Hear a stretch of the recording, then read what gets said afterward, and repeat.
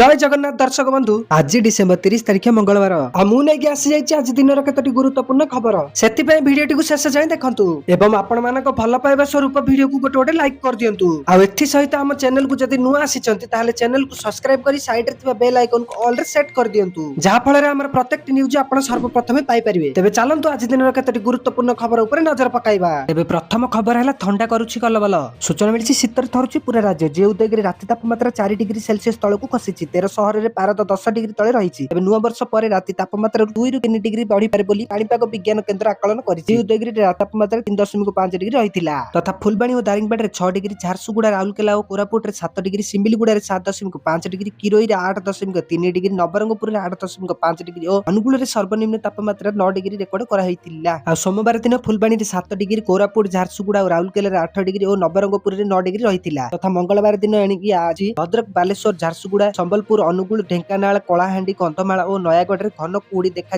बोली पाणीपाग विज्ञान पूर्वानुमान करिछि तथा उत्तर ओडिशा और अभ्यंतरीण ओडिशार अनेक स्थान में मध्यम धरणर कुहुड़ी दृश्यमान होई पारे। बुधवार दिन और गुरुवार दिन एही सब स्थान में घन कुहुड़ी रहिबो। परवर्ती खबर एलआईसी रही योजना पेंशन र टेंशन को दूर कला। तबे सूचना मिलछि समस्त स्वप्न देखंती जे अवसर पर मासिक पेंशन पाइबे जहा द्वारा सेमाने एवं सेमानकर परिवार वृद्धावस्था कौनसी आर्थिक समस्यार सम्मुखीन हेबेनी। एही समस्यार समाधान पई देशर सर्वबृहत एवं विश्वस्त सार्वजनीन बीमा कंपनी अर्थात एलआईसी भारतीय जीवन बीमा निगम नूतन जीवन साथी योजना नामक एक उल्लेखनीय योजना आरंभ करिछि। एही योजना अधीन व्यक्ति विशेषଙ୍କୁ एककालीन जमा करबाकू पड़िबो एवं जीवन व्यापी पेंशन पाइबाकू पड़िबो। परवर्ती खबर कर्मचारी दरमा हेबो एते आसिले नुआ अपडेट। सूचना मिलिछि प्रधानमंत्री नरेंद्र मोदी नेतृत्व में गत अष्टम वेतन कमिशन 1 जनवरी 2026 कार्यकारी हेबो। अष्टम वेतन कमिशन अधीन कार्यरत एवं अवसर प्राप्त केंद्र सरकार कर्मचारी पेंशन भत्ता एवं दरमा संशोधन कराजिबो। दरमा वृद्धि सहित कमिशन मुद्रास्फीति को दृष्टि रखी महंगा भत्ता अर्थात डीए मध्य परिवर्तन करिबो। अष्टम वेतन कमिशन कार्यकारी हेबा सहित प्रतिरक्षा कर्मचारी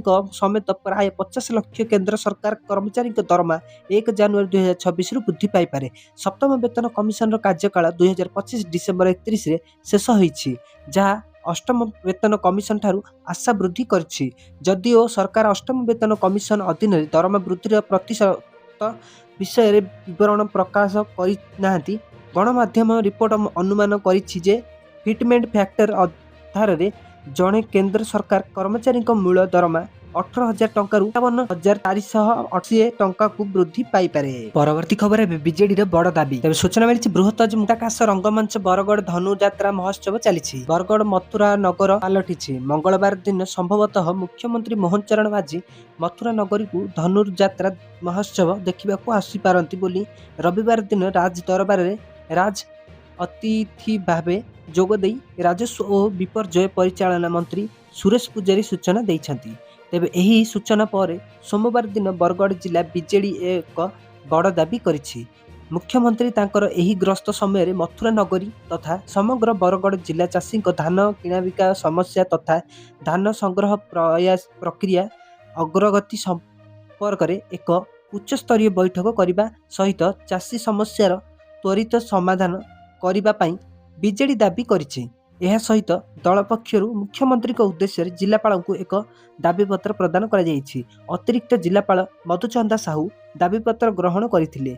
दाबीपत्र रे उल्लेख करिछि डिसेम्बर मास शेष हेबाकू बसिथिबा बेले चलित वर्ष धान बिक्री प्रक्रिया मंथर गति रे चलिछि तथा चाषी माने बहुविध असुविधार सम्मुखीन हेउछंती। परवर्ती खबर एबे गोटी एसएमएस रे करंतु आधार और पैन कार्ड लिंक। तबे सूचना मिलिछि आधार एवं पैन कार्ड लिंक करिवार शेष तारीख पाखै आसुछि। जदि आपण पूर्वरु करिनाहांती तेबे डिसेम्बर 31 2025 सुधा यह करंतु कारण एहाकू न कले भविष्यतर परिणाम खराब होई पारे। जदि आपणकर आधार कार्ड 1 अक्टोबर 2024 पूर्वरु जारी करा जायथिला एवं आपण आयकर हेउ देउछंती तेबे आपणकर आधार एवं पैन लिंक करिबा बाध्यतामूलक। अनेक लोकंक मनरे एही प्रश्न थाए जे जदि सेमाने सेमानकर पैन को आधार सहित लिंक न करंती तेबे कौन हेबो किंबा एहा सेमानकु कौनसी समस्यार सम्मुखीन करि पारे। तेबे आसंतु जानिबा जदि जणे व्यक्ति निजर पैन सहित आधार लिंक न करंती तेबे से केउ समस्यार सम्मुखीन होई पारंती तथा सही समस्या गुडी कहला आईटीआर रिफंड पाइबारे समस्या हेबो आसंता वर्ष आपणकर आईटीआर रिटर्न्स फाइल करिबारे आपणकु असुविधार सम्मुखीन हेबाकु पड़िबो।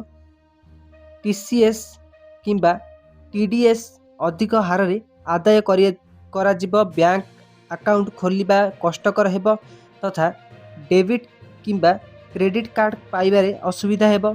आपण बैंक किंबा पोस्ट ऑफिस रे गोटिए दिन रे 50,000 टंका रु अधिक जमा करि परिबे नहीं। आपण गोटिए आर्थिक वर्ष रे 2,50,000 टंका रु अधिक जमा करि परिबे नहीं। आपण कौनसी बैंक रे 10,000 टंका रु अधिक कारोबार करि परिबे नहीं।